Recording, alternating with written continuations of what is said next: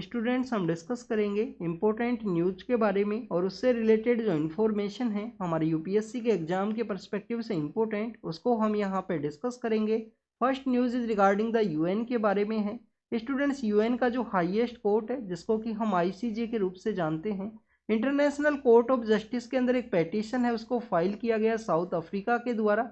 आप देखिए कि साउथ अफ्रीका ने अपनी पेटिशन के अंदर अक्यूज्ड है वो माना है इजराइल को कि इजराइल के द्वारा चाहे ह्यूमन राइट का वायलेशन हो या जीनोसाइड का जो एक्टिविटी हो उसको कैरी आउट किया है पैलेस्टाइन का जो रीजन है उसके अंदर में। स्टूडेंट्स, अगर हम इजराइल का जो रिस्पॉन्स है उसके बारे में डिस्कस करें तो इजराइल के द्वारा पेटिशन को रिस्पॉन्ड किया गया। उनके द्वारा कहा गया कि बेसिकली अपना जो टेरिटरी है उसको डिफेंड किया गया है इजराइल के द्वारा। इनिशियल फेज के अंदर जो हमास है उसके द्वारा अटैक किया गया था 7 अक्टूबर के दिन में, और उसी के अंदर 1200 के आसपास जो सिविलियन पर्सन है उसका जो डेथ हुआ था हमास के उस अटैक के अंदर में। इजराइल के द्वारा जो काउंटर अटैक का जो स्ट्रेटजी है उसको अडोप्ट किया गया हमास का जो डोमिनेटेड एरिया है गाजा स्ट्रिप वहां पे। स्टूडेंट्स, इजराइल का जो काउंटर अटैक का जो स्ट्रेटजी है उसके अंदर आप देखिए कि 22,000 के आसपास जो लोग हैं उनका वहां पे डेथ हो चुका है। 2 मिलियन के आसपास जो लोग हैं वो डिस्प्लेस हो चुके हैं कंप्लीटली इजराइल के उस काउंटर अटैक का जो स्ट्रेटजी है उसके अंदर में। और इसके अलावा आप देखिए कि इजराइल और हमास का ये जो कन्फ्लिक्ट है जो दूसरे एरिया के अंदर भी पहुंचा है, जिसके अंदर ईरान है, सीरिया है, लेबनान नाम का जो कंट्री है, और रेड सी के अंदर अगर हम बात करें तो होती रिबेलियंस के द्वारा भी जो ट्रेड की रिगार्डिंग में जो शिप्स है उनको वहां पे अटैक है वो किया गया। स्टूडेंट्स, नेक्स्ट अगर हम डिस्कस करें आईसीजे के बारे में तो आप देखिए कि इंटरनेशनल कोर्ट ऑफ जस्टिस जो यूएन के जो 6 प्रिंसिपल ऑर्गेनाइजेशंस हैं उसका ये पार्ट है। यूएन का एकमात्र ऐसा 6 प्रिंसिपल ऑर्गेनाइजेशंस में ये बेसिकली इंस्टीट्यूशन है जो आउटसाइड द न्यूयॉर्क आपको देखने के लिए मिलता है। तो आईसीजे का जो हेडक्वार्टर है वो कहाँ पे सिचुएटेड है स्टूडेंट्स? नीदरलैंड के अंदर जो हेग है, हेग के अंदर बेसिकली आपको एक पीस प्लेस है वो देखने के लिए मिलता है। तो पीस प्लेस के अंदर में बेसिकली सिचुएटेड है इंटरनेशनल कोर्ट ऑफ जस्टिस का जो हेडक्वार्टर है।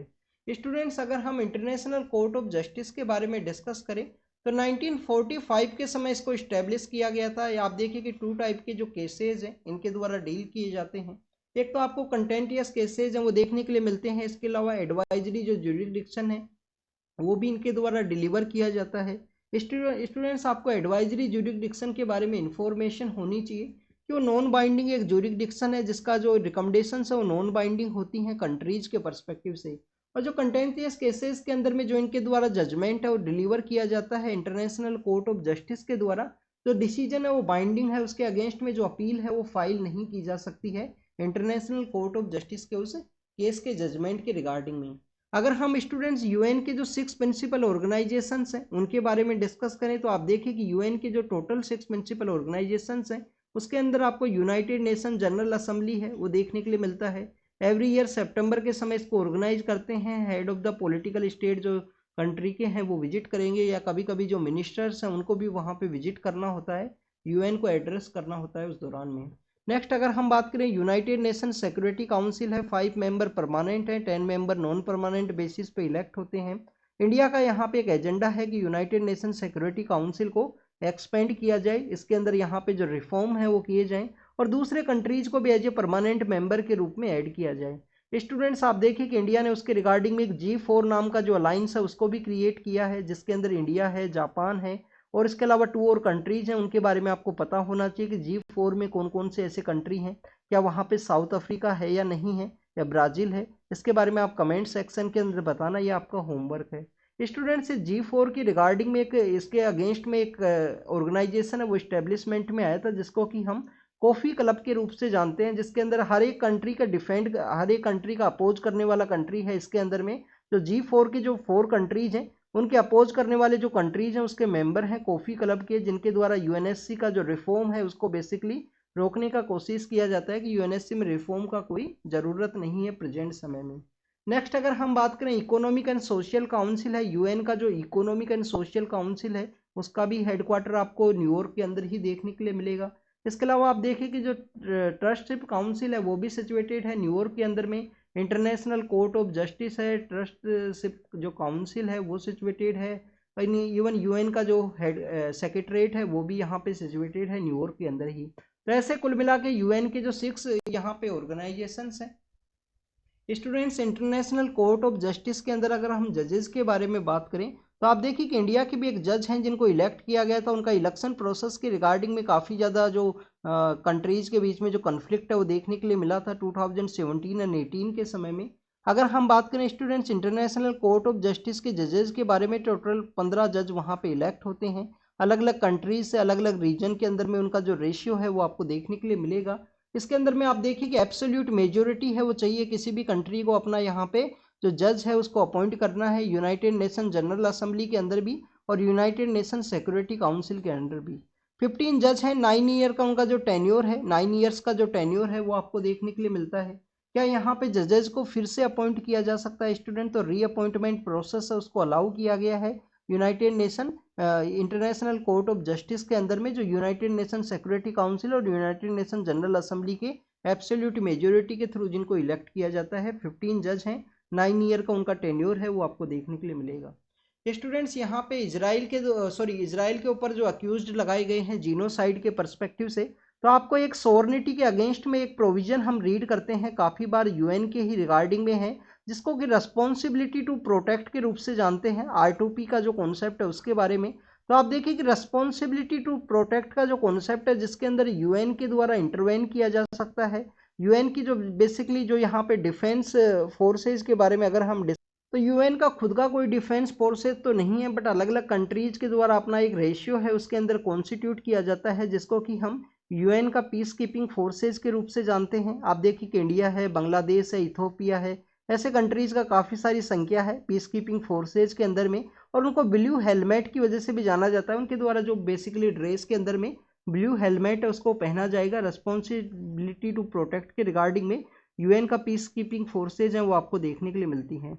तो सोवर्निटी के अगेंस्ट में कभी कभी ये वर्ड है उसको यूज किया जाता है, क्या सोवर्निटी एब्सोल्यूट है किसी भी एक कंट्री का? और आप देखिए कि प्रेजेंट समय में जैसे इंडिया का टेरिटरी है, सोवर्निटी क्या है कि नोबडी अबाउ अस, हमारे द्वारा ही हमारे जो इंटरनल अफेयर्स हैं और एक्सटर्नल जो अफेयर्स हैं उनको डील किया जाएगा। बट आप देखिए कि WTO के अंदर अलग अलग बॉक्सेज के अंदर में आपको देखने के लिए मिलता है कि बॉक्सेज के अंदर में कुछ लिमिटेशंस लगा दिया गया कि आपके द्वारा जो सब्सिडी है वो एक लिमिट के बेसिस पे ही दी जा सकती है फार्मर्स को, 10% 20% इस तरीके से। तो आपको यहाँ पे जानकारी होना चाहिए कि सोवर्निटी प्रेजेंट समय में एक डाइल्यूटेड कॉन्सेप्ट है कंप्लीटली, अगर हम बात करें एक एब्सोल्यूट कॉन्सेप्ट नहीं है। सोवर्निटी का जो इंटरनेशनल कोऑपरेशन के परस्पेक्टिव से जो डाइल्यूशन है वो आपको देखने के लिए मिलता है। कोई भी कन्वेंशन है वो एग्जिस्टेंस में आया, जैसे कि आप देखिए कि वियना कन्वेंशन है जो डिप्लोमेटिक ह्यूमैनिटी के पर्सपेक्टिव से है, या आप देखिए कि मॉन्ट्रियल प्रोटोकॉल है ओजोन के रिगार्डिंग में, तो आपको इस तरीके से कुछ ग्लोबल वार्मिंग पोटेंशियल है उसको फेज आउट करना होगा। कि गाली एग्रीमेंट है हाइड्रोफ्लोरोकार्बन के रिगार्डिंग में ही ओजोन के पर्सपेक्टिव से, तो आप देखिए वो फेज आउट करना होगा। तो एब्सोल्यूट कॉन्सेप्ट तो नहीं हुआ सोवर्निटी का, यहाँ पे यूएन के जो कोऑपरेशंस हैं कन्वेंशंस हैं उनके रिगार्डिंग में आपको कुछ चेंजेस है वो करने हैं आपके इंटरनल अफेयर्स के अंदर भी। नेक्स्ट हम बात करें स्टूडेंट साउथ अफ्रीका के बारे में, आप देखिए कि साउथ अफ्रीका के द्वारा इंटरनेशनल कोर्ट ऑफ जस्टिस के अंदर जो पेटिशन है उसको फाइल किया है। ये साउथ अफ्रीका का बेसिकली लोकेशन है, कंप्लीटली सदर्न पार्ट के अंदर में सिचुएटेड है। और आप देखिए कि जब उसे वहाँ पे जो रेड सी के एरिया में होती रिबेलियंस के द्वारा अटैक किया गया है, तो प्रेजेंट समय में जो ट्रैफिक है इस तरीके से जा रहा है केप ऑफ गुड होप के रिगार्डिंग में। साउथ अफ्रीका के बारे में अगर हम बात करें तो यहाँ पे आपको 2 लैंडलॉक कंट्री हैं वो भी देखने के लिए मिलते हैं। एक तो आप देखिए कि जो लिसोटो है, लिसोटो यहाँ पे सिचुएटेड है जो एक लैंडलॉक कंट्री है। रिसेंटली जो साउथ अफ्रीका जो कस्टम यूनियन के जो 5 कंट्रीज हैं ये न्यूज़ के अंदर में थे, अभी इंडिया के द्वारा एक एग्रीमेंट है वो साइन किया गया था। साउथ अफ्रीका कस्टम यूनियन के जो कंट्रीज हैं वो अभी रिसेंटली न्यूज़ के अंदर में थे। तो स्टूडेंट्स अगर हम साउथ अफ्रीका के बारे में रीड करें तो ये साउथ अफ्रीका है, 3 इसके कैपिटल हैं, 3 इसकी कैपिटल आपको देखने के लिए मिलती हैं। एक तो ये नॉर्दर्न पार्ट के अंदर जो प्रिटोरिया नाम का कैपिटल है, केप टाउन यहाँ पे कैपिटल है। एक कैपिटल कौन सा है उसको आपको बताना है स्टूडेंट्स। ये 3 कैपिटल का कॉन्सेप्ट हमने क्यों रीड किया यहाँ पे, आप देखिए कि हमारे यहाँ पे जो आंध्र प्रदेश है, हमारे यहाँ पे जो आंध्र प्रदेश है उसके द्वारा भी 3 कैपिटल का जो कॉन्सेप्ट है वो देखने के लिए मिलता है। जैसे कि वहाँ पे कर्नूल को एक कैपिटल बनाना है, विशाखापट्टनम को एक कैपिटल बनाने का उनका कॉन्सेप्ट है, और अमरावती जो ऑलरेडी कैपिटल है वो बन चुका है। तो अलग अलग सेक्शंस के रिगार्डिंग में जुडिशरी, एग्जीक्यूटिव और लेजिस्लेचर के पर्सपेक्टिव से डिफरेंट कैपिटल्स बनाने का एक कॉन्सेप्ट जो प्रपोज किया गया था आंध्र प्रदेश के द्वारा में, बाद में हाई कोर्ट्स के द्वारा उसको बेसिकली स्टे है वो लगाया गया था। आप देखिए तो साउथ अफ्रीका के अंदर भी 3 इस तरीके से कैपिटल है, एक केप टाउन है, एक प्रिटोरिया है। एक कैपिटल कौन सा है वो आप कमेंट सेक्शन के अंदर बताना, वो आपका होमवर्क है। साउथ अफ्रीका कस्टम यूनियन के बारे में हमने रीड किया, तो 5 कंट्रीज कौन कौन से हैं यहाँ पे आप देखिए। एक तो साउथ अफ्रीका है, एक लिसोटो है जो completely interior part of south Africa के अंदर सिचुएटेड है। एक आप देखिए कि इसको बेसिकली स्वाजीलैंड के रूप से जानते हैं। अर्लियर इसका जो नेम है वो स्वाजीलैंड हुआ करता था, बाद में इन्होंने अपना जो नेम है उसको चेंज किया, यहाँ पे इस्तवानी नाम से इस कंट्री का जो नाम है वो चेंज किया गया। इसके अलावा स्टूडेंट जो बोट्सवाना नाम का जो कंट्री है वो भी यहाँ पे साउथ अफ्रीका कस्टम यूनियन का पार्ट है। और आप देखिए कि नामीबिया है, नामीबिया से हम जो चीता है कोनोपालपुर नेशनल पार्क के अंदर जो चीता लेके आए वो नामीबिया के ही रीजन से लेके आए हैं, तो आपको नामीबिया के बारे में पता होना चाहिए। स्टूडेंट्स नामीबिया के अंदर डेजर्ट भी सिचुएटेड है जिसको नामीबियन डेजर्ट के रूप से जाना जाता है। तो नामीबिया का जो डेजर्ट है वो कहाँ पे सिचुएटेड है इसके बारे में आप ज़रूर से एक बार लोकेशन में देखना, आप अपना एटलास के अंदर देखना या गूगल करना उसके बारे में। तो और आपको डेजर्ट के बारे में एक और इन्फॉर्मेशन होनी चाहिए कि जो मैक्सिमम जो डेजर्ट हैं स्टूडेंट्स क्या तो इंटीरियर पार्ट के अंदर सिचुएटेड हैं, जहाँ पे जो रेन बियरिंग विंड्स हैं वो पहुँच नहीं पाती अपना मॉइस्चर के साथ में। जैसे हमारे यहाँ पे मराठवाड़ा का एक रीजन है जो कम्प्लीटली ड्राई रीजन है, डेजर्ट तो हम नहीं बोल सकते उसको, ड्राई रीजन है कि वहाँ पे जो लैंड जो रेन बियरिंग जो विंड्स हैं वो अपना जो मॉइस्चर है उसको नहीं पहुँचा पाती हैं। नेक्स्ट अगर हम बात करें स्टूडेंट्स यहाँ पे नामीबिया के पर्सपेक्टिव से, तो आपको एक और इन्फॉर्मेशन होनी चाहिए कि डेजर्ट आपको वेस्टर्न पार्ट के अंदर देखने के लिए मिलेंगे। जैसे कि थार का जो डेजर्ट है इंडिया के अंदर वो भी वेस्टर्न पार्ट के अंदर सिचुएटेड है। इसके अलावा आप देखिए कि यहाँ पे कोल्ड करंट का भी एक इम्पोर्टेंस है कि जिस जहाँ पे आपको वेस्टर्न पार्ट के अंदर में डेजर्ट देखने के लिए मिलेगा वहाँ पे कोल्ड करंट है वो भी फ्लो करेगा। तो आपको ये बेसिक इन्फॉर्मेशन ज्योग्राफी के रिगार्डिंग में होनी चाहिए।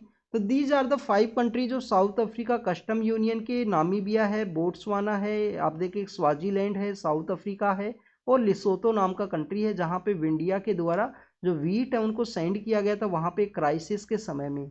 बोट्सवाना के बारे में अगर हम डिस्कस करें तो आप देखिए कि वहाँ पे एलिफेंट का जो डेथ है वो देखने के लिए मिला था 2020 के आसपास के, काफ़ी सारे जो एलिफेंट है वहाँ पे डेथ हुई थी बोट्सवाना के अंदर में।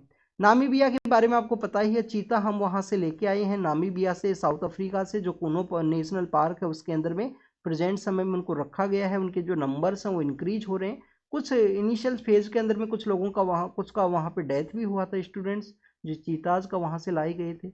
इसके अलावा स्टूडेंट्स अगर हम बात करें ये मडागास्कर है, मडागास्कर आप देखिए कि जो लेक विक्टोरिया है उसी के पार्ट के रूप से इसको जाना जाता है कि लेक विक्टोरिया का जो पार्ट है वो वहाँ पे जियोलॉजिकल फॉर्मेशन के समय वहाँ से अलग हुआ था। जो लेक विक्टोरिया केन्या के आसपास के रीजन के अंदर नॉर्दर्न पार्ट के अंदर यहाँ पे आपको देखने के लिए मिलेगा, आप मैप को कंटिन्यूस आप देखोगे तो। नेक्स्ट दिस इज कंट्रीज मोजाम्बिको है, आप देखिए कि मोजाम्बिको अभी हमने रिसेंटली गुजरात के पर्सपेक्टिव से इसको डिस्कस किया था। गुजरात के पर्सपेक्टिव से क्यों डिस्कस किया था, वाइब्रेंट गुजरात का जो समिट है, इन्वेस्टमेंट समिट, वहाँ पे लिसोतो के जो मोजाम्बिको के जो हेड ऑफ द स्टेट है वो विजिट किए हैं यूनाइटेड अरब अमीरात के। और आपको तिमोर नाम का जो कंट्री है जो कि north western part of Australia के वहाँ पे सिचुएटेड है, उसके जो कंट्री के जो हेड ऑफ द स्टेट है वो विजिट किए। तो this is all the information related to the South Africa के बारे में है। लोकेशंस के बारे में हमने डिस्कस किया, ये अंगोलो है, ये जाम्बिया है, ये जिम्बाब्वे है। आप देखिए कि जिम्बाब्वे के अंदर तो पहले काफ़ी अच्छा प्रोस्पेरिटी हुआ करता था। जिम्बाब्वे का जो कैपिटल है हरारे।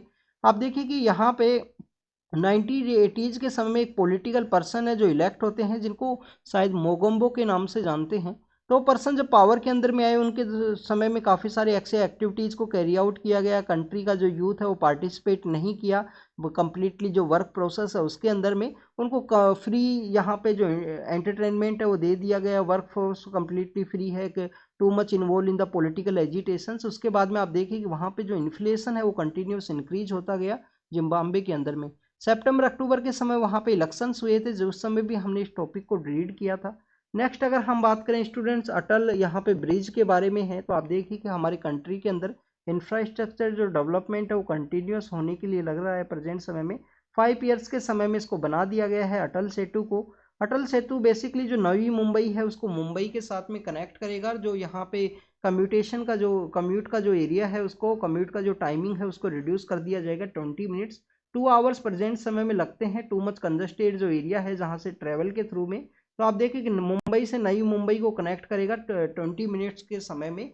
अगर हम इसके एरिया के बारे में रीड करें कि ये जो बेसिकली जो प्रोजेक्ट है वो कितने लेंथ का है, तो आप देखिए कि 42 किलोमीटर्स के आसपास टोटल लेंथ है नवी मुंबई से मुंबई का, जिसको 20 मिनट्स के अंदर कर दिया जाएगा। 5 to 6 ईयर के अंदर ये कंस्ट्रक्ट हुआ है। इंडिया का लार्जेस्ट सी के ऊपर आपको जो ब्रिज है वो देखने के लिए मिलता है, जो 16 किलोमीटर 16.5 किलोमीटर का इसका डिस्टेंस है जिसमें ये सिचुएटेड है। यहाँ पे आप देखिए कि कंसर्न है उसको भी रेज किया गया है, अटल का जो बेसिकली ब्रिज है उसके बारे में। कंसर्न को क्या रेज किया गया कि यहाँ पे जो इंटर टाइडल जो फिशिंग जोन है उसके अंदर इसको बनाया गया है। तो फिशिंग कम्युनिटी के जो लोग हैं, जो फिशरमैन्स हैं, उनके द्वारा बेसिकली इसको अपोज किया गया कि उनका जो लाइवलीहुड है उसको ये लॉस होगा कम्प्लीटली। और आप देखिए कि इन्वायरमेंटलिस्ट के द्वारा भी कुछ कंसर्न सब रेज किए गए, जैसे कि जो मैंग्रोव्स का लॉस्ट होना, जो इकोलॉजिकल बायोडाइवर्सिटी है उसका लॉस होने की रिगार्डिंग में। नेक्स्ट अगर हम बात करें स्टूडेंट्स, यहाँ पे लैंड ओनरशिप के बारे में है। आप देखें कि हीराकुंड जब डैम को जब बनाया गया था तो काफ़ी सारे जो लोग हैं उनको डिस्प्लेस किया गया था 1956 के समय में। आपके लिए यहाँ पे एक होमवर्क है। होमवर्क स्टूडेंट्स, आपको जो 5 ईयर्स के जो प्लान है, 5 ईयर प्लान है, उनके बारे में पता होना चाहिए। आप देखिए कि हमारा कौन सा 5 ईयर प्लान है, फर्स्ट 5 ईयर प्लान है या सेकंड 5 ईयर प्लान है, जिसके अंदर लार्ज लेवल के ऊपर जो इंफ्रास्ट्रक्चर डेवलपमेंट है, चाहे पावर के सेक्टर के रिगार्डिंग में हो, चाहे आप देखिए कि डैम के सेक्टर के रिगार्डिंग में हो, जिनको यहाँ पे मेन ध्यान है वो रखा गया गवर्नमेंट के द्वारा। तो उसके बारे में आप एक बार रीड करना कि कौन से 5 ईयर प्लान के अंदर में जो लार्ज स्केल इंडस्ट्रियल डेवलपमेंट या हम बात करें कि इंफ्रास्ट्रक्चर डेवलपमेंट है उसको मेन टारगेट है वो बनाया गया था इनिशियल फेज ऑफ इंडिपेंडेंस के बाद में।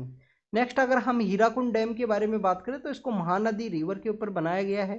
तो एक केस स्टडी है उसके बारे में बताया गया है कि यहाँ पे डेवलपमेंट लेड जो डिस्प्लेसमेंट है वो देखने के लिए मिला लोगों को, उनको ओनरशिप राइट है वो उड़ीसा के द्वारा एक टास्क फोर्स के द्वारा 67 ईयर्स के बाद में उनको यहाँ पे जो ओनरशिप राइट है वो दिया गया है उनकी ज़मीन का, उसी को यहाँ पे डिस्कस किया गया।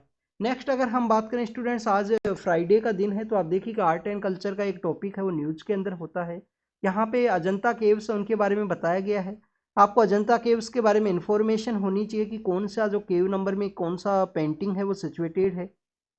अगर हम अजंता केव्स के बारे में बात करें तो बेसिकली आपको हॉर्स का जो शो शेप है उसकी तरफ आपको एक क्लिप के रूप में देखने के लिए मिलती है। वागोरा जो नाम का जो नदी है, 2021 का जो प्रीलिम्स है उसके अंदर एक क्वेश्चन पूछ लिया गया था कि कौन सा रिवर है उसके वहाँ पे सिचुएटेड है। तो वागोरा नाम का जो रिवर है उसके वहाँ पे सिचुएटेड है स्टूडेंट्स हमारी जो अजंता केव्स है। अगर हम महाराष्ट्र के अंदर एरिया के बारे में डिस्कस करें तो सह्याद्री जो रेंज का जो एरिया है वेस्टर्न घाट के अंदर में, वहाँ पे औरंगाबाद नाम का जो डिस्ट्रिक्ट है जहाँ पे सिचुएटेड है अजंता केव्स। बेसिकली अगर हम इनके इंस्क्रिप्शंस के बारे में बात करें तो इसको इंस्क्राइब जो किया गया था बुद्धिस्ट मॉन्क्स के द्वारा किया गया था। वकातका नाम का जो डायनेस्टी हुआ करता था, वकातका डायनेस्टी के द्वारा उनको पेट्रोनाइज किया गया।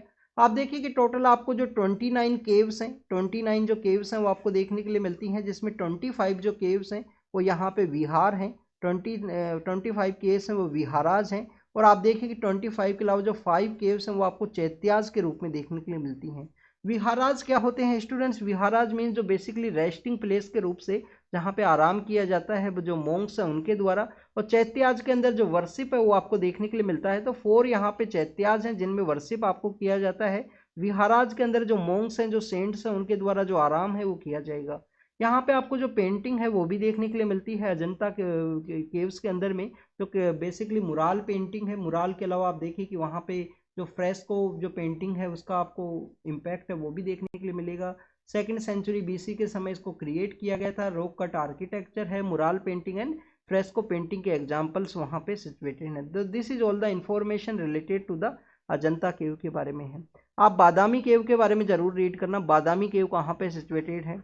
आपका जो आर्ट एंड कल्चर का जो बुक है उसमें आप जाइए, विजिट कीजिए और आप देखिए कि जो पेंटिंग का चैप्टर आप रीड करोगे तो उसके अंदर अजंता केव्स के बारे में बताया गया है। आपका जो 11th का एक बुक है, रेड कलर का जो बुक है NCERT का, उसके अंदर जो भी फोटो दिए गए हैं पेंटिंग के चैप्टर के अंदर में, फोटो के नीचे जरूर लिखा गया होगा वो कहाँ पे है।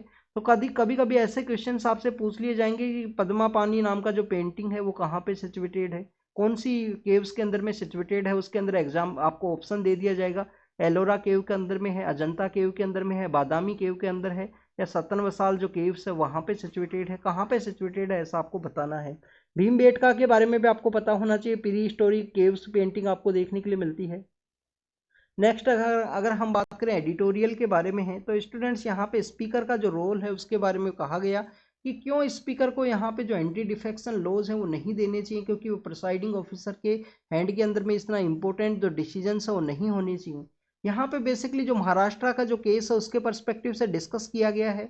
आप देखिए कि यहाँ पे जो महाराष्ट्र के जो स्पीकर हैं उनके द्वारा जो डिस्क्वालिफिकेशन है उसके रिगार्डिंग में किसी भी पेटिशन को एक्सेप्ट नहीं किया गया। सभी जो डिस्क्वालिफिकेशन की जो पेटिशंस हैं उनको रिजेक्ट कर दिया गया और जो पार्टी का जो स्टेटस है वो बताया गया है कि ये ओरिजिनल पार्टी किसको ये बिलोंग करती है, कौन सा ये फैक्शन है जिसको बिलोंग करेगी, उसके बारे में उनके द्वारा डिसीजन लिया गया। तो यहाँ पे यही कहा गया है कि जब तक यहाँ पे एक इंडिपेंडेंट अथॉरिटी है वो नहीं होगा, यहाँ डिफेक्शन से रिलेटेड जो डिस्प्यूट्स हैं उनको हेड करने के पर्सपेक्टिव से कंटिन्यूस इस तरीके के इस तरीके के जो डिस्प्यूट्स हैं वो देखने के लिए मिलेंगे। आप देखिएगा अब जिस पार्टी को रिकॉग्नाइज नहीं किया गया, जिस फैक्शन को रिकॉग्नाइज नहीं किया गया, उनके द्वारा सुप्रीम कोर्ट के अंदर अप्रोच किया जाएगा।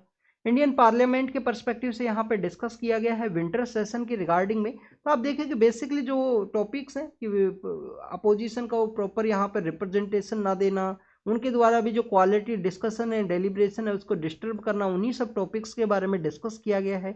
हमने इन टॉपिक्स को ऑलरेडी डिस्कस किया है, तो आप इसको रीड जरूर करना। रीडिंग के पर्सपेक्टिव से काफ़ी ज़्यादा इंपॉर्टेंट है, काफ़ी ज़्यादा इंपॉर्टेंट पॉइंट्स आपको देखने के लिए मिलेंगे। आप देखिए कि डिस्कशन एंड डेलिब्रेशन एक इंपॉर्टेंट पिलर है हमारे पार्लियामेंट का, और डिस्कशन एंड डेलिब्रेशन के अंदर जो क्वेश्चंस पूछे जाते हैं, क्वेश्चन आवर का जो कॉन्सेप्ट जो टूल है एक पार्लियामेंट का, हमारे जो कंप्लीटली गवर्नमेंट है उसको अकाउंटेबल रखने के रिगार्डिंग में क्वेश्चन आवर है, जीरो आवर है, इसके अंदर जो डिस्कशंस जो किए जाते हैं पार्लियामेंट के अंदर में। और यहाँ पे अपोजिशन पार्टी के जो लोग हैं जिनको जिस तरीके से सस्पेंड किया गया विंटर सेशन के दौरान में, क्योंकि जो पार्लियामेंट के अंदर सिक्योरिटी ब्रीच हुआ था उसके बाद में उनके द्वारा प्रोटेस्ट है उसको कैरी आउट किया गया था। तो स्टूडेंट्स आपको वो जो बेसिक इन्फॉर्मेशन है उनके बारे में पता होना चाहिए। सस्पेंशन की रिगार्डिंग में हमने रीड किया था कि 1989 में जब बोफोर्स का जो करप्शन सामने आया था, बोफोर्स स्कैंडल, उसके बाद में उस समय में इतने जो मेंबर ऑफ पार्लियामेंट्स हैं उनको सस्पेंड किया गया था। तो उसके जस्ट आप देखिए कितने ईयर्स के बाद में इतने लार्ज नंबर के ऊपर जो मेंबर ऑफ पार्लियामेंट्स वो सस्पेंड हुए हैं पार्लियामेंट के अंदर में, जो बेसिकली डिस्कशन एंड डेलिब्रेशन का एक पार्ट है हमारे डेमोक्रेसी के सर्वाइवल के पर्सपेक्टिव से।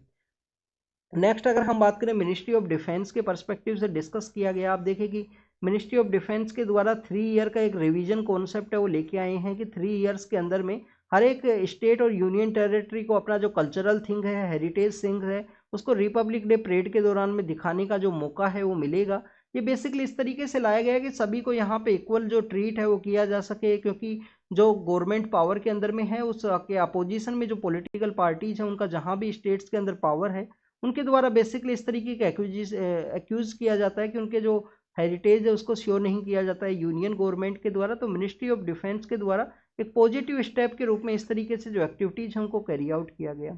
बांग्लादेश का वन पार्टी स्टेट है उसके बारे में डिस्कस किया गया है। आप देखिए कि इंडिया के द्वारा भी उनको कॉन्ग्रेचुलेट किया गया। इंडिया एक इंपॉर्टेंट पिलर के रूप में या इंपॉर्टेंट फ्रेंड के रूप में प्ले करता है बांग्लादेश के पर्सपेक्टिव से। यहाँ पे रसिया और चाइना के द्वारा भी किया गया, बट रसिया और चाइना बेसिकली वो कंट्रीज हैं जो उनके अंदर में बेसिकली जो डेमोक्रेसी वो सिचुएटेड नहीं है प्रेजेंट फॉर्म के अंदर में। प्रेस को वहाँ पे सप्रेस किया गया है, प्रेस वहाँ पे कंट्रोल है स्टेट के पर्सपेक्टिव से। इसी वजह से वहाँ के इंटरनल अफेयर्स का जो इन्फॉर्मेशन है वो बाहर नहीं आ पाएगा स्टूडेंट्स, चाहे वो रसिया हो चाहे वो चाइना हो। तो बांग्लादेश को जब कॉन्ग्रेचुलेट किया गया तो यहाँ पे राइटर के द्वारा कंपेरिजन किया गया है क्या इंडिया भी बेसिकली यूएस का जो लाइन है उसी के रिगार्डिंग में है कि ये इंटरनल पार्ट के अंदर में अपना डेमोक्रेसी पर दूसरे जो एरियाज हैं जहाँ पे डिक्टेटरशिप है उस तरीके से प्रमोट करना वन पार्टी स्टेट के रूप में। इस वजह से कहा गया कि जो बीएनपी है बांग्लादेश नेशनल पार्टी है जो लार्जेस्ट अपोजिशन पार्टी है, उनके द्वारा इलेक्शन को बाइकआउट किया गया था, इलेक्शन के अंदर पार्टिसिपेशन नहीं किया गया और शेख हसीना मैम फिर से जो पावर है उसके अंदर में आए थे। तो इंडिया का जो स्टैंड है, इंडिया के पास क्या ऑप्शंस हैं, उनके बारे में डिस्कस किया। स्टूडेंट्स अगर हम इंडिया के ही बारे में डिस्कस करें तो आप देखें कि इंडिया के अंदर भी कोई लार्जेस्ट पार्टी है, मेन अपोजिशन पार्टी का जो स्टेटस है पिछले 2 इलेक्शन से नहीं गेन कर पाया है। तो उसका मीनिंग ये नहीं है कि इंडिया के अंदर फेयर वे में इलेक्शंस नहीं होते हैं। इंडिया के अंदर कंप्लीटली फेयर वे में इलेक्शंस को कैरी आउट किया जाता है। और दूसरा अगर हम बात करें स्टूडेंट्स यहाँ पे इलेक्शन प्रोसेस के ही बारे में, तो आप देखिए कि उन पॉलिटिकल पार्टीज का जो परफॉर्मेंस है वो काफ़ी कम है। 10% के आसपास जो सीट्स हैं वो सिक्योर ना करने की वजह से उनको इस तरीके से जो मेन जो अपोजिशन का जो स्टेटस है वो नहीं दिया जाता है। लार्जेस्ट अपोजिशन पार्टी है प्रेजेंट समय में जो, उसके बारे में भी यहाँ पे डिफाइन किया गया है। नेक्स्ट अगर हम बात करें जल्लू कट्टू के बारे में है, आप देखिए कि जो तमिलनाडु का जो एरिया है, डिंडीगुल है, मदुरई का जो एरिया है, वहाँ पे जल्लीकट्टू का जो प्रैक्टिस है वो किया जाता है। पोंगल का जो फेस्टिवल है उस समय में, तो पोंगल का फेस्टिवल सेलिब्रेट होने वाला है प्रेजेंट समय में। आप देखिए कि पोंगल के रिगार्डिंग में यहाँ पे शो किया गया है कि कंप्लीट ईयर है उस तरीके से बुल्स है उनको प्रिपेयर किया जाता है कि जल्लीकट्टू के अंदर वो पार्टिसिपेट करें, उनके द्वारा अच्छे से यहाँ पे जल्लीकट्टू के अंदर जो परफॉर्मेंस है वो किया जा सके। जल्लीकट्टू फेस्टिवल के बारे में आपको पता होना चाहिए, एंशिएंट समय से उसको प्रैक्टिस किया जाता है। एक बार उसको सुप्रीम कोर्ट के द्वारा बैन भी किया गया था, बाद में वहाँ के जो लोगों के द्वारा फिर से पेटिशन फाइल की गई, उसको अलाउ किया गया। तो पोंगल के फेस्टिवल के समय में डिंडीगुल का जो एरिया है, मदुरई का जो एरिया है, वहाँ पे जल्लीकट्टू का जो फेस्टिवल है वो आपको देखने के लिए मिलता है। क्यों इसका यहाँ पे जो प्रोटेस्ट है वो किया जाता है, आप देखिए कि एनिमल वेलफेयर के जो ऑर्गेनाइजेशन है उनके द्वारा, पेटा के द्वारा जो पेटिशन है उसको फाइल किया गया था कि एनिमल्स के अगेंस्ट में जो क्रुएल्टी है वो की जाती है इसके अंदर में। बुल्स को इस तरीके से प्रिपेयर किया जाता है कि उनके द्वारा मोर एग्रेसिव वे में जो अटैक है वो किया जा सके, जो प्लेयर उसके अंदर पार्टिसिपेट करने वाला है। आप देखिए कि जो बैल हैं उनका बेसिकली ब्रीड की रिगार्डिंग में यहाँ पे जो आर्ग्यूमेंट है वो किए गए थे लोकल पीपल्स के द्वारा, उनका कल्चरल प्रैक्टिस है। और बेल्स का जो ब्रीड है उसके डेवलपमेंट के परस्पेक्टिव से भी इम्पोर्टेंट यहाँ पे इवेंट है उसके बारे में बताया गया। और भी जल्लीकट्टू के सिमिलर लाइन पे और भी कोई फेस्टिवल है जिसको ऑर्गेनाइज किया जाता है, तो आप देखिए कि कामला नाम का एक फेस्टिवल है जिसमें बुल्स का बेसिकली जो रेस है उसको ऑर्गेनाइज किया जाता है। माइनॉरिटी राइट्स के बारे में है, ऑलरेडी हमने इसको रीड किया है। आप देखिए कि आर्टिकल 30 के पर्सपेक्टिव से, और हमारा जो अलीगढ़ मुस्लिम यूनिवर्सिटी है उसके रिगार्डिंग में इसको रीड किया गया। ये ओपन इंस्टीट्यूशन है, गवर्नमेंट के द्वारा उसको फंड किया जाता है, माइनॉरिटी कम्युनिटी के द्वारा उसको इस्टेब्लिश किया गया है। Date does not means the जो माइनॉरिटी इंस्टीट्यूशन है, कंट्री का जो ओवरऑल डेवलपमेंट है उसके रिगार्डिंग में इंपॉर्टेंट है। दूसरे जो डिफरेंट रिलीजन के जो लोग हैं उनको भी वहाँ पे अपॉइंट किया जा सकता है उसके एडमिनिस्ट्रेशन के पर्पज से। नेक्स्ट अगर हम बात करें बिष्णुपुर डिस्ट्रिक्ट के बारे में, एक न्यूज़ आया है उसके बारे में बताया गया मणिपुर के अंदर में कि लोगों का जो डेथ हुआ उसके अंदर बेसिकली वाटर के अंदर में कुछ मिक्स था, उसके बारे में यहाँ पे बात की गई है। बिष्णुपुर डिस्ट्रिक्ट के बारे में आपको पता होना चाहिए, काफ़ी ज़्यादा इंपॉर्टेंट है। हम केबुल लामजो नेशनल पार्क के बारे में रीड करते हैं, वैसे बिष्णुपुर डिस्ट्रिक्ट के अंदर सिचुएटेड है मणिपुर का जो नेशनल पार्क है। आप देखिए कि यहाँ पे जेनेटिक इंजीनियरिंग अप्राइजल कमेटी का डिसीजन है उसके बारे में न्यूज डिस्कस किया गया है, सुप्रीम कोर्ट के द्वारा सेंटर से क्वेश्चन पूछा गया। तो जेनेटिक इंजीनियरिंग अप्राइजल कमेटी के बारे में आपको इन्फॉर्मेशन होनी चाहिए। आप देखिए कि जेनेटिक इंजीनियरिंग अप्राइजल कमेटी को जो इन्वायरमेंट प्रोटेक्शन एक्ट है, इन्वायरमेंट प्रोटेक्शन एक्ट है 1986 का, उसी के अंडर में 1989 के समय उसको क्रिएट किया गया था। 24 मेंबर्स इसके अंदर में आपको देखने के लिए मिलते हैं। Ministry of environment forest and climate change के अंडर में है। और आप देखिए कि यहाँ पे डिपार्टमेंट ऑफ बायोटेक्नोलॉजी के जो पर्सन है उनका भी यहाँ पे अपॉइंटमेंट किया जाता है जेनेटिक इंजीनियरिंग अप्राइजल कमेटी के अंदर में। बेसिकली जो डीएमएस 1111 नाम का जो एक ब्रीड है उसी के रिगार्डिंग में यहाँ पे जो डिस्कशन है उसको किया गया है कि मस्टर्ड को अलाउ किया जाए ना अलाउ किया जाए जेनेटिक इंजीनियरिंग अप्राइजल कमेटी के द्वारा एज ए जीएम क्रॉप के रूप में। आपको जीएम क्रॉप के बारे में पता होना चाहिए कि इंडिया के अंदर कौन कौन सा जीएम क्रॉप है जिनको अलाउ किया गया है। क्या बीटी ब्रिंजल को अलाउ किया गया है, डीएमएच जो 1111 धारा नाम का जो इनिशिएटिव है उसको अलाउ किया गया है, नहीं। इसके बारे में आप जरूर से एक बार रीड करना। स्वच्छ सर्वेक्षण के बारे में अगर हम रीड करें, 2014 के समय स्वच्छ भारत अभियान के बाद में हमारे जो अलग अलग स्टेट्स हैं उनको अलग अलग सिटीज़ को यहाँ पे एग्जामिन करने के रिगार्डिंग में इसको लॉन्च किया गया था। Ministry of housing and urban affairs के द्वारा इसको लॉन्च किया जाता है। स्टूडेंट्स आपके लिए होमवर्क है, होमवर्क क्या है कि हमारे रूरल एरियाज के अंदर भी स्वच्छ भारत का एक प्रयोग है, रूरल एरिया की रिगार्डिंग में भी। तो हमारे जो ग्रामीण एरियाज हैं उसके अंदर स्वच्छ भारत स्वच्छ सर्वेक्षण है, इसको कौन सा मिनिस्ट्री के द्वारा कैरी आउट किया जाता है उसके बाद में आप कमेंट सेक्शन के अंदर बताना। तो आप देखिए कि सूरत है, इंदौर है, फिर से ये one of the cleanest city है उसके रूप में इमर्ज हुए हैं। और इंदौर कंटिन्यूस जो अपना पोजीशन है उसको सिक्योर किया गया है। आप देखिए उसके रिगार्डिंग हमने टेलीग्राम चैनल के ऊपर भी एक न्यूज़ है उसको शेयर किया है, जिसके अंदर आप देखिए कि इंदौर के जो लोग हैं उनका पार्टिसिपेशन है, वहाँ का जो एडमिनिस्ट्रेशन है उनके द्वारा जो कचरा जो होता है इनिशियल फेज के अंदर उसको ही सेग्रीगेट किया जाता है कि वेट कचरा है, ड्राई कचरा है, उसको यहाँ पे सेग्रीगेट इनिशियल फेज के अंदर ही किया जाएगा, जो वेस्ट का जो कलेक्शन है उसी के दौरान में ही। अगर हम बात करें 2023 के स्वच्छ सर्वेक्षण के बारे में, तो वेस्ट टू वेल्थ इसका मेन यहाँ पे थीम था। 2024 के समय में जो RRR का जो कॉन्सेप्ट है, रिड्यूस करना है, रीयूज करना है और वहाँ पे उसको रिसाइकिल करना है किसी भी वेस्ट को, वो मेन थीम रहने वाला है 2024 का जो स्वच्छ सर्वेक्षण है उसी के रिगार्डिंग में। तो इंदौर यहाँ पे फर्स्ट सिटी है। सेकंड अगर हम बात करें गुजरात है, थर्ड नवी मुंबई है, फोर्थ अगर हम बात करें स्टूडेंट्स विशाखापट्टनम का जो ग्रेटर विशाखापट्टनम है। और फिफ्थ आप देखिए कि आपको भोपाल आपको देखने के लिए मिलेगा जो कि मध्य प्रदेश के अंदर है। तो मध्य प्रदेश के अंदर आप देखिए किस तरीके से जो 2 सिटीज हैं, एक इंदौर है, इसके अलावा भोपाल भी है जो टॉप 5 के अंदर में है। इंडियन हिस्ट्री कांग्रेस के द्वारा कहा गया कि बेसिकली यहाँ पे जो दिल्ली के अंदर जो सुनहरी मेस्क्यू है उसके रिगार्डिंग में जो प्रोटेक्ट है वो उसको करना चाहिए। रोड को बेसिकली यहाँ पे डिमोलिशन का जो नोटिस है वो जारी किया गया था दिल्ली म्यूनसिपल कॉरपोरेशन के द्वारा, तो उसी वजह से टॉपिक न्यूज़ के अंदर में था। नेक्स्ट अगर हम बात करें स्टूडेंट्स वर्ल्ड के पर्सपेक्टिव से है, तो आप देखिए कि अफगानिस्तान के अंदर जो अर्थक्वेक है वो देखने के लिए मिला है। इंडिया के अंदर भी जो अर्थक्वेक है उसको महसूस किया गया था। कोई भी कैजुअलिटी का जो रिपोर्ट है वो नहीं हुआ है। हिंदुकस जो रीजन है, इसके अलावा जो इंडियन प्लेट है उसके द्वारा कंटिन्यूस पुश किया जाता है यहाँ पे यूरोपियन प्लेट को, इसी वजह से अर्थक्वेक है वो देखने के लिए मिलता है। सितंबर अक्टूबर के समय जो हेरात नाम का जो जगह है, हेरात नाम का जो जगह है जो कि बेसिकली साउथ वेस्टर्न पार्ट के अंदर में है अफगानिस्तान के अंदर में। अफगानिस्तान का जो साउथ वेस्टर्न पार्ट है वहाँ पे हेरात सिचुएटेड है, उसके अंदर अर्थक्वेक आया था जहाँ पे काफ़ी कुछ डैमेज हुआ था। ब्लैक सी के अंदर जो माइंस है उसको बेसिकली यहाँ पे रिमूव किया जाएगा तुर्की के द्वारा। बुल्गारिया और रोमानिया के द्वारा बेसिक एक अलायंस बनाया गया है जिसके द्वारा ब्लैक सी के जो माइंस है उनको यहाँ पे हंट किया जाएगा safe sea line of communication के रिगार्डिंग में। सीज फायर के रिगार्डिंग में यूक्रेन के जो पॉलिटिकल हेड है उनके द्वारा कहा गया कि रसिया को बेसिकली टाइम मिलेगा रीग्रुपिंग के रिगार्डिंग में, तो सीज फायर यहाँ पे नहीं होना चाहिए। टैंकर को फिर से एक अटैक का सामने आया गल्फ ऑफ ओमान के अंदर में, तो वहाँ पे बेसिकली ईरान को एक अक्यूज है वो माना गया है। नेक्स्ट आप देखिए कि मालदीव और चाइना के द्वारा कुछ एमओयूज है उनको साइन किया गया अभी रिसेंटली विजिट के दौरान में। और जो इजराइल के द्वारा सदन गाजा के ऊपर में अटैक किया गया उस समय में इजिप्ट के अंदर में जो हेड ऑफ द स्टेट हैं किसके यूएसए के ब्लिंकन वहाँ पे मौजूद थे, सेक्रेटरी ऑफ द स्टेट, उन्हीं के दौरान में इजिप्ट के अंदर में टॉकिंग्स के लिए वहाँ पे प्रेजेंट थे।